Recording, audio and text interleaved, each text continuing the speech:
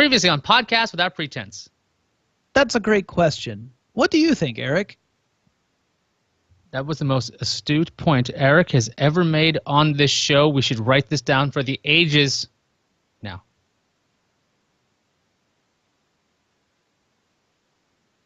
Hi, I'm Jonathan Strickland. I'm Ayaz Akhtar. And Eric's not with us tonight, but last episode he was here. It was amazing. He was communicating almost exclusively through a beautiful language that he only speaks through manipulating his own body in a way that is both informative and erotic. But he's not here tonight, so it's just me and Ayaz. Yeah, so if you didn't watch the last episode, you might be like, and you were listening to the audio section, it just wasn't good. We weren't doing it. We would not actually interpret exactly what he was doing because we understood by visual only. It's one of those things where through the physical medium, and you may not know this, but Eric is incredibly physical. The last time I saw him, he was right behind me in order to get a beer and was just constantly pressed right up against my back. Anyway, it turns out that these physical expressions can have multiple layered meanings, which makes it almost impossible to translate into the vocal word. That is true. So again, watch that very special episode. It's called Eric is Wordless. It's available at gfqnetwork.com. Search for it. See if something comes up. And if it doesn't, you need to ask yourself some deep and possibly troubling questions. Yes, and also you can tweet us at PWP Show to let us know that you could not find the episode. We sometimes get upwards of 2 to 3 tweets per quarter. Yeah. So if we get one, we're way ahead. It's usually us. It's one of us. That's true. And Eric's interpretive gifs that we see every now and then. Right. That should be you may not know this, but that animated GIF of Spider-Man doing the weird dance, that's Eric. Mm-hmm. Yeah. That's true. It's based on him. They rotoscoped it, and it's him. Hey, Ayaz, what's new with you? Well, very little. It's February now, and we haven't done an episode in like weeks, but we had to come back. Yeah, that's weeks, right? That's a couple. Yeah. So that's not as long a hiatus as we often will take, but yes, it has been a couple weeks. The key about the show, if you guys have never watched the show before, never listened to it, the thing is, the more episodes we do, the less people watch. So we're gunning. It's kind of what's that word, like asymptote? Is that the one where you never hit zero? Yeah, we're taking it to the limit one more time. Taking it to the limit. It's a terrible calculus joke. There's a song in that too. Yeah, exactly. I like to think, you know how with most podcasts, people will discover a show. They'll listen to an episode, and then they'll go and they'll download a whole bunch of the back catalog. I like to think that people discover our show and somehow end up erasing a view or listen or download from a previous listener in our past shows. So we're actually losing overall downloads over time. That's the key of this show, and one day it'll just be us talking to each other, and we won't even have this like live streamed anymore. It'll just be just us talking to microphones that aren't even connected to anything. It's going to be very sad.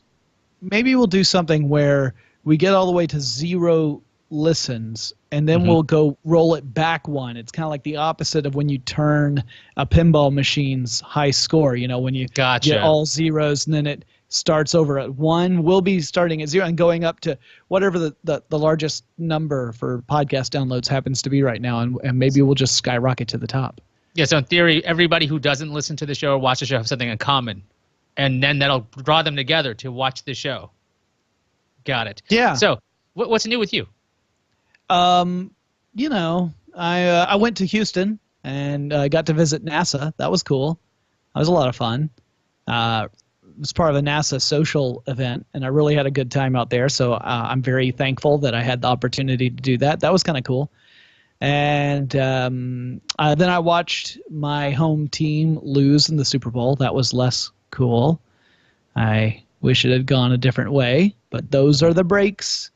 You can't you gotta just say it for what it was. The Patriots outplayed the Falcons in the second half at every turn. That's exactly what happened. Like I wish I could point my finger at some other reason and say that's to blame, but that I think really it's just that we've got outplayed. And apart from that, just rehearsals. I'm doing another season with the Georgia Renaissance Festival, playing a supporting character in the main storyline and a strolling street performing character. And so I'm having to do rehearsals for combat, although none of the fights that I'm in have been written yet. So I'm mostly just blocking out where I have to be, but I don't have a fight to actually, practice yet. So yeah, that's it's going to be hard to practice a fight without an opponent. And I might be looking at the wrong camera every now and then because it's right there. So what was I thinking about? The Super Bowl. You were talking about that. That was a show. I didn't pay attention to a lot of it, and after a while I just decided to turn it off because I'm like, this game is over. When everyone else thought it was over.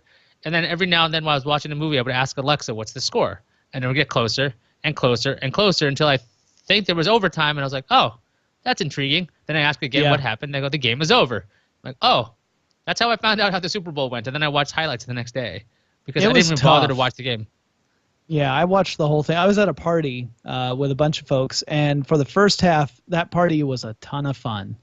And for the second half, that party was just a painful slog. Like, there was still a lot of hope early in the third quarter. Like we were, all we had to do was just hold them. And I kept on, the person next to me knew even less about football than I do, which is saying something. My knowledge of football is pretty limited. But I enjoy watching on the rare occasion when I bring myself to do it. And I really enjoy watching with a big group of people who are enthusiastic because that enthusiasm, it rubs off. You get this kind of fun experience of having a group reaction. So she was asking me questions, and I was giving her the best answers I could. And there was one point where as halftime had started, we were at 28-3, and she says, so there's no way they can come back, right? I'm like, well, they just played half a game, and the Falcons scored 28 points in that half. And the Patriots scored 3 points. The same thing could happen in the second half, but flip-flopped. And essentially that did happen, except for the fact that we didn't score any points at all, and they scored another 25. So, but the point being that I was saying you can't ever assume that the game is definitely going to go a specific way, because there's always the opportunity to turn things around. And even though I was saying it, I was really hoping that was not going to come into play.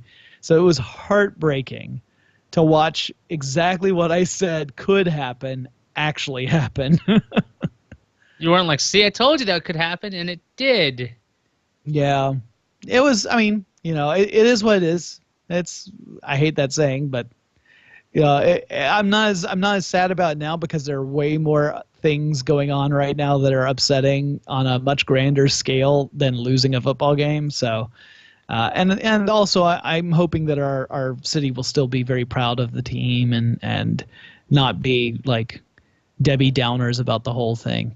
So Atlanta certainly has a long history of seeing various teams get really far only to fall short at the final game or in the final series or whatever.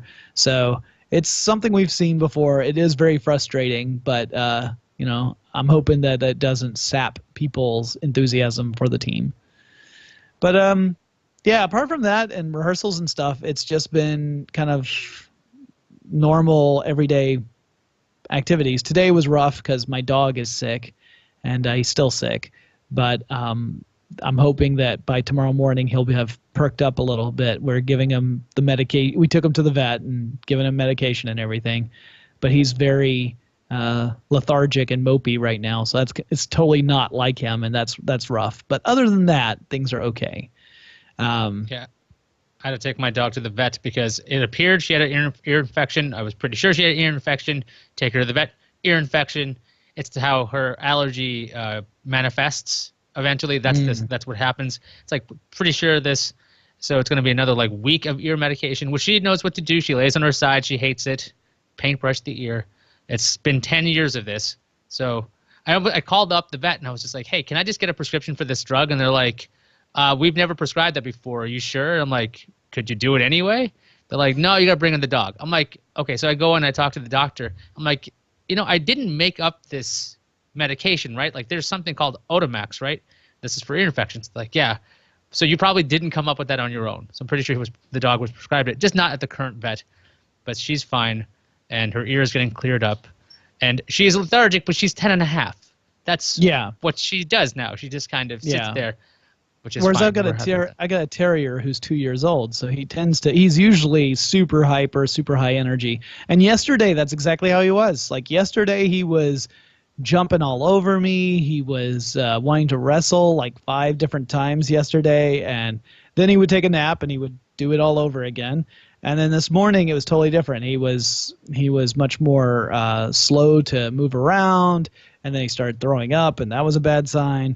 So Becca took him into the vet, and we think that he probably got into something, ate something that was bad for him, and that's why he's having these reactions. But according to the blood work they did and the x-rays they did, there's nothing serious, or at least nothing urgent that's happening right now. So we're just supposed to keep an eye on him, see if he improves tomorrow, and if he doesn't, then we have to take him back.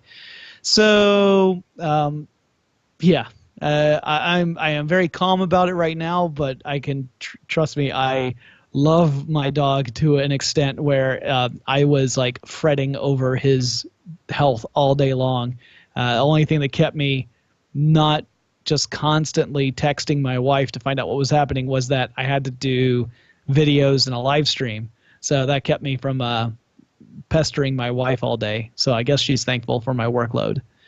Not to make too much light of this, but if you basically took everything you said minus Becca taking the dog to the vet, you could have been talking about Eric in Las Vegas. Like it could have been perfect. I was pretty concerned. I was pretty concerned about Eric in Las Vegas too. Yeah, you were concerned about your dog with a W though. Your dog, my dog. Your boy. Exactly. So we were afraid he got into something, which he could have, and then he was thrown up the next day, and he was wanting to wrestle you. This is true. The whole thing is true. All these things are accurate. Also, you know what? Shannon Morse, very, very similar story, as it turns out. She didn't ever try to wrestle me, but I think she's punched me a few times. That's the precursor. Yeah. I got out of there before the wrestling started. I had to get up early the next day. Ayaz, I've got a question for you in your capacity as a tech guy. Okay. And this is a question that maybe other people are interested in. I'm gathering opinions. So I had this issue yesterday where I'm trying to lose weight. I've lost like 20 pounds since August, and I'm still trying to lose some more weight. And mostly I'm doing it by counting calories. I use MyFitnessPal because it's really easy for me to track meals that way. And also it connects with lots of other stuff, right? So you can use other things that are help tracking your activity, and that feeds directly into the app. Really handy. You don't have to keep on copying something from one app and pasting it into another. Mm-hmm. I like that. The problem I ran into was that yesterday I had my phone on me, and I use Google Fit on my phone to just kind of track my activity because it's accurate enough usually. But yesterday it was raining really hard in Atlanta, and a friend of mine offered to actually come pick me up at the office I work at and take me home. And I say, oh, that's really sweet of you. That'd be awesome, because otherwise it's a 3 mile walk, an hour-long walk to get home, and I didn't have my umbrella with me. So that'd be great. So she picks me up. I get home, and shortly after I get home, my Google Fit app updates and says that I've taken 17,000 steps that day. I didn't walk to work, and I didn't walk back from work, and I'm pretty sure I didn't walk 17,000 steps while I was at work. So I'm wondering if perhaps it accidentally kind of figured that slow car ride was actually me walking back because the traffic was so bad and rain was so bad. Long story short, too late, I would love to figure out an activity or fitness tracker that is more accurate. It doesn't rely as heavily on GPS. Maybe it relies more on accelerometer type stuff. But I have not researched that in years. So do you have any recommendations for good fitness trackers? I'm terrible with fitness trackers, mostly because I don't use them very much. I used to use the Misfit Shine, and it's one of the dumbest things you can use because it's essentially a pedometer. So it probably wouldn't track you driving in a car that slowly. At least I wouldn't think so. I'm trying to think. Maybe the Jawbone app itself that runs on Android and iOS might be better at taking the data, because Google Fit as an app isn't exactly that great. As far as I know, I've heard reviews about it saying it's just not very full featured, and it's just not. It's actually kind of badly designed, which is kind of unfortunate because it does have the steps you take. But fitness trackers, I just can't get into that stuff. I'm a chain calendar guy, so basically as long as I work out on a day and I have a little, okay, it's been 8 days in a row, cool, don't break that chain, keep going. That'll be enough motivation, and I don't need necessarily, or at least I don't usually use metrics for myself. I have a scale. That's Liz got the scale. It was like a review unit, so we still have it. It's like, here, take the scale. So we got the scale, and like it's connected, and so I see my weight, and that's basically the only number I'll look at, really. But that's more like, even though it fluctuates a lot, it's like, oh, you've gained 15 pounds today. I'm like, I don't think you're accurate today, because I'm pretty sure I didn't gain 15 pounds in one day. I don't care what you think I did yesterday. I did not do 15 pounds of addition and then lose 8 the next, whatever. So I should have eaten that brick of gold. Yeah, I shouldn't have. But it just looked so delectable, and I was hoping there was chocolate inside. But I just basically go with on how clothes fit and how I look on video. That's basically my metric on that. So I have really bad with fitness trackers. I know Liz she uses her Apple Watch during the day. She used to use a Fitbit not Charge. What's the Flex? I think it is the one with the little Flex, tiny screen. I think that's the one with the tiny screen. I forget what I think the Flex is actually the one that just has the lights. Okay, so there's one. There was the Charge, and then I think it was just the Charge. There's little the Charge sliver. HR, and there's also the Charge 2 now. The Charge 2 is the one that I've seen that has the best reviews, and the only reason I've thought about doing it is that because I'm, my main strategy, we're getting into actual fitness stuff. My main strategy right now is really just caloric reduction, right? I'm just trying to keep my calories under. Right now, I'm trying to keep them right around 1570 a day because I'm trying to lose like 1.5 pounds a week. If I was trying to lose 1 pound a week, it'd be more like 1630, 1640, something like that. And so I'm just, I've been doing that and keeping track of my meals, but it also helps if you keep track of how much walking you do, because then, some days you might be able to eat a little extra, which is nice once in a while. But that's the only reason I really want it. I was thinking about going by, there's a gym at the office building I work at that I have not checked out yet. And I thought I would check it out today, except for the fact that then my dog got sick. So I completely forgot about the gym stuff, and I was like, I just got to get home. But hopefully I can check that out soon and start adding some workouts too, because I wanna get a little more fit. Specifically, I want to be able to work on cardio a little bit better, and that way when I do these ridiculous sword fights at the Renaissance Festival, I'm not sucking wind for the next 25 minutes. There's nothing like watching a street character bent over, just go. For like. Well, I mean, does that become part of your character, or is that something that is breaking character? I mean, I could be, if I had chosen the right character, I probably would be fine. Like if I had decided my character was actually the town Bellows, it'd be great. I could. I could just be like, yeah, we couldn't afford a bellows, so yeah, they hired me, and I just breathe real hard under fire, right? But instead, I'm playing the Lord Admiral, and that's, maybe I could say that I'm trying to fill the sails with wind. I don't know. I don't know. I don't have a lot of experience coming up with characters that are sucking wind. I'm usually not doing too great when it comes to my cardio. As long as I can chase my kid and he's tired before I am, I'm happy with that. So right now he's 6.5. He's still got a lot of energy, but like we've been kind of trapped because the weather's really cold. Can't chase him around really in parks because it's just too damn cold out. Although today's bizarrely warm. It was like it's going to be, or it was 61 degrees today, and tomorrow we're going to get like a foot of snow. Right, I was about to say, it was like, I saw that our friend Derek posted that it was like a spring day today, and I was like, "What? Aren't you supposed to get like between 8 and 12 inches of snow tomorrow?" And he's like, "Yeah, yeah, they've already canceled schools." There's no such thing as any kind of climate change or anything like that because it's February, and we have a 30-degree swing in the course of a day, let alone. By the way, the low today was 31 and the high was 61. That shouldn't be. Okay. Yeah, that's crazy. I've lived for a while, and that's not the way it used to be, and that's in my own lifetime, which is pretty weird. So, not a big fan of this. I did like going outside today. It was kind of like, okay, this is a nice thing, but then finding out, oh, by the way, tomorrow it's going to be just snowfall, and it's going to be significant after a 61-degree day. Like, that's just not right at all. That's pretty crazy. I mean, I can't. We definitely have had some pretty wild swings in temperature here in Georgia, but we haven't had any real winter weather to speak of. Like, there was, when we were in Vegas for CES, there were all these reports that there was a snowstorm heading toward Atlanta, and it turned out to be nothing. Like, the city of Atlanta really got no snow at all. I know we didn't get any snow in my neighborhood. So, yeah, because I was really worried for a while that I was going to get stranded in Vegas for an extra night.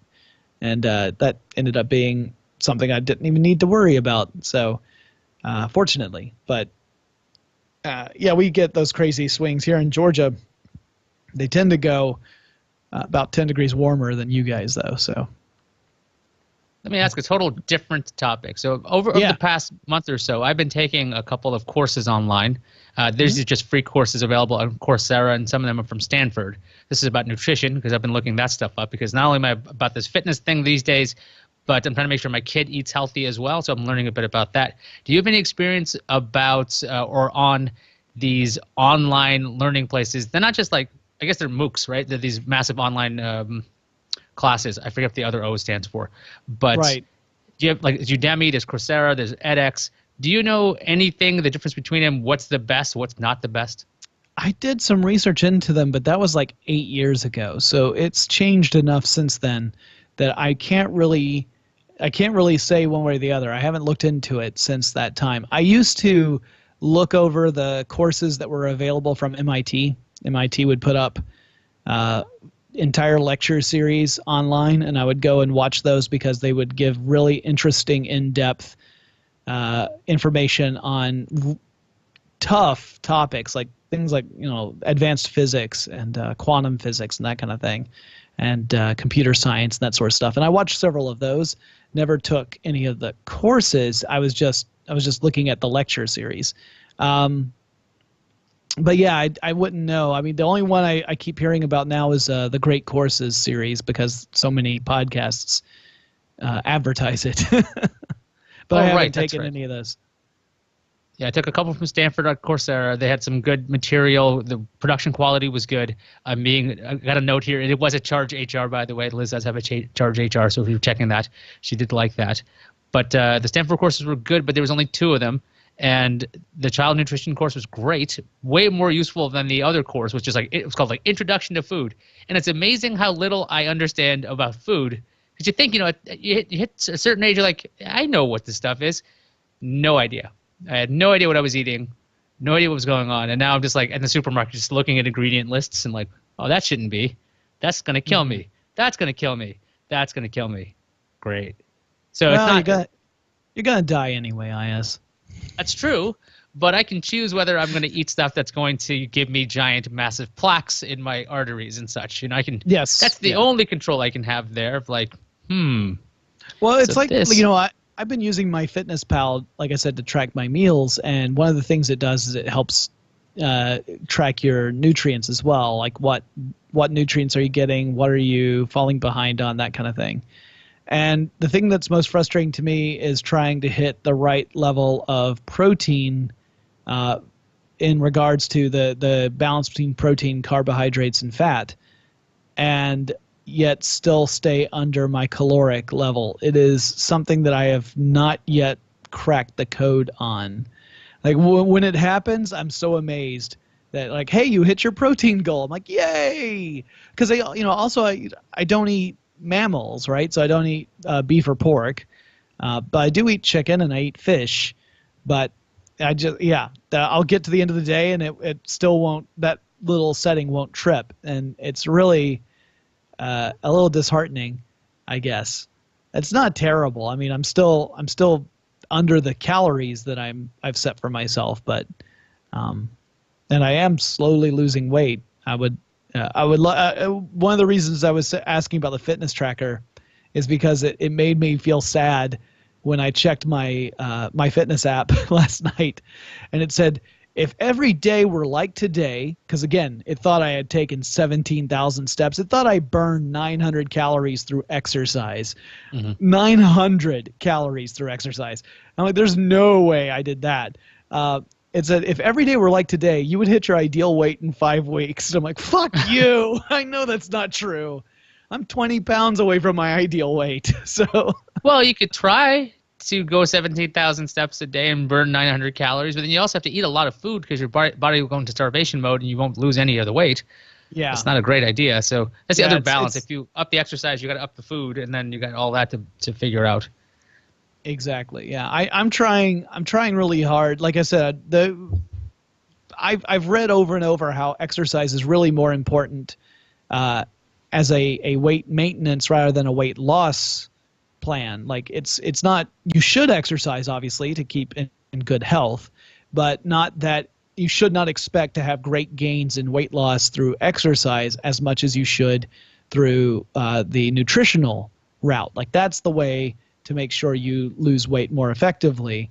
And then exercising is great for maintaining and also for for just general health.